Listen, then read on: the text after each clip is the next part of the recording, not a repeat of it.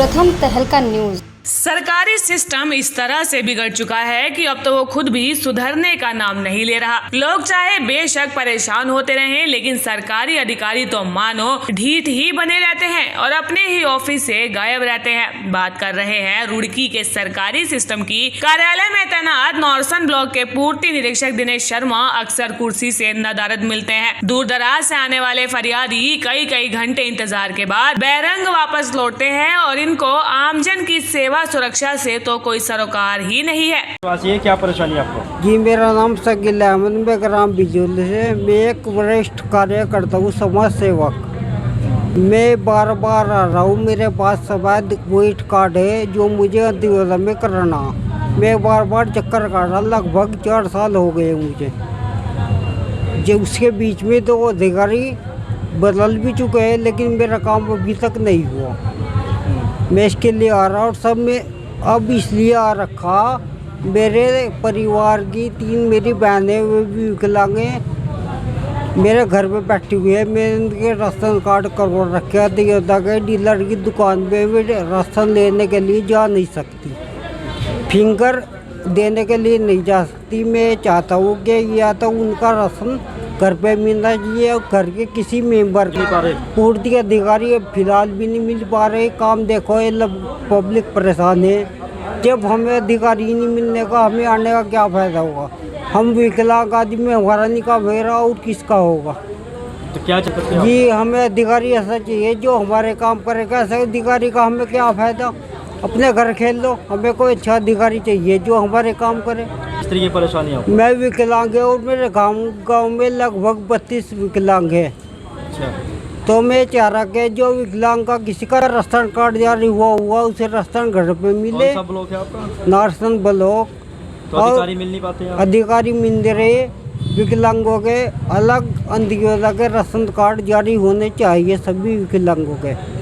मैं बीना बिस्टो और सोना ढंडेरा स्टेशन से आ रखी हूँ और नारसल ब्लॉक है मेरा।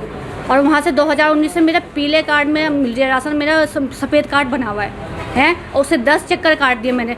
कब से ना मेरे फॉर्म कितने आधार कार्ड मैंने जमा कर दिए अपने सबके हैं, और मेरे हस्बैंड का भी 3 का ही नाम आ रहा है, उनका नाम नहीं आ रहा है।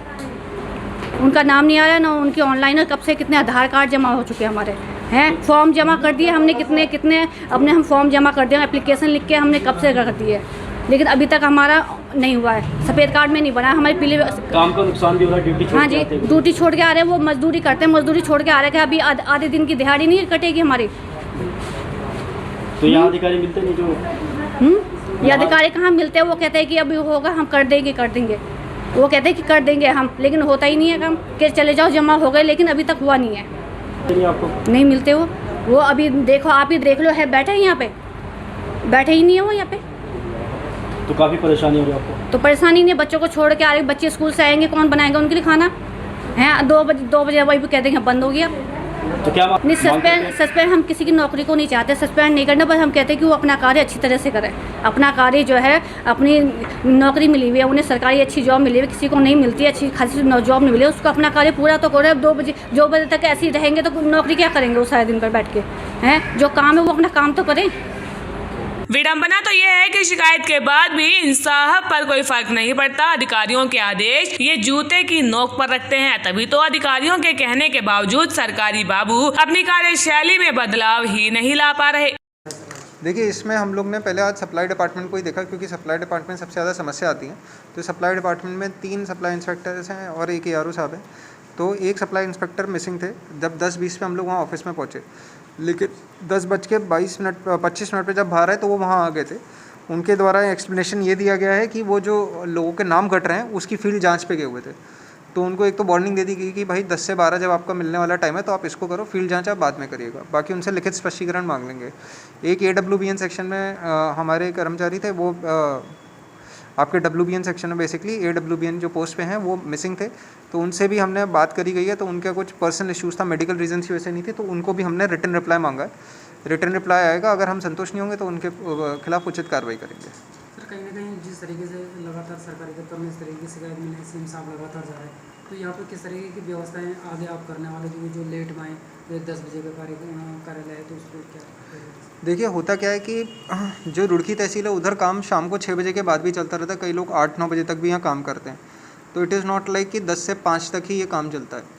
कभी कभार जैसे कल रात को 11-12 बजे तक हमारे अहमद और ये लोग काम कर रहे थे, तो उसमें प्रोसेस में रहता है कि कभी कभी वी हैव टू अंडरस्टैंड कि अगर कोई physically it is sometimes it become difficult कि अगर कोई इम्पेंडिंग टास्क है, जैसे 8 बजे आज ऊपर तहसीलदार को बिश्तीपुर जाना पड़ा क्योंकि वहाँ एक लॉ एंड ऑर्डर का इशू आ गया था।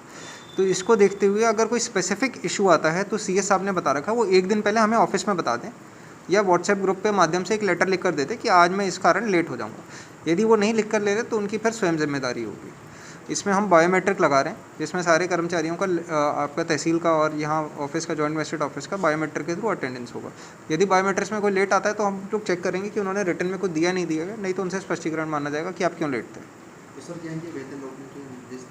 अभी तो पहले रिप्लाई आएगा, उसके बाद हम अग्रिम कार्रवाई करेंगे, क्योंकि दोनों ने आके रिपोर्टिंग कर दी अराउंड 10:45 पे तो AWBN मैडम आए थे और जो दिनेश थे वो 10:22 पर वहाँ पहुँच गए थे।